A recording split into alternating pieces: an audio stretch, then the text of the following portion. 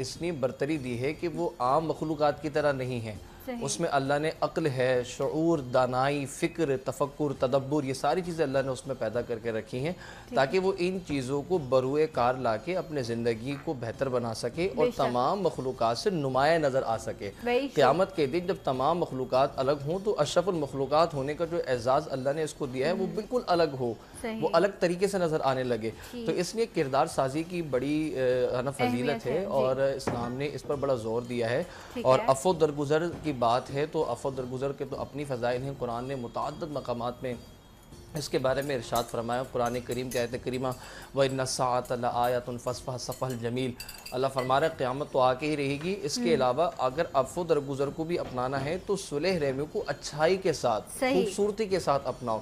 یعنی آپ نے عفو درگزر کی صفت کو اپنانا بھی ہے تو اس میں اس چیز کا خیال رکھنا ہے کہ وہ عفو درگزر ایک احسن طریقے سے ہو. بے شک نہیں کہ عفو درگزر کا معنی یہ نہیں کہ آپ کسی کو معاف بھی کریں تو جھڑک کے کریں، بلکہ اگر آپ نے معافی بھی دینی ہے تو احسن طریقے سے کی جائے تاکہ وہ آپ کا اخلاقی کردار جو ہے وہ بالکل اعلیٰ طریقے سے ہو. عفو درگزر کے حوالے سے اگر بات کروں تو دیکھیں معافی کا تعلق کب آتا ہے؟ جب انسان کو غصہ آتا ہے. اس سے پیچھے جو نا غصے کا عنصر بڑا موجود ہے.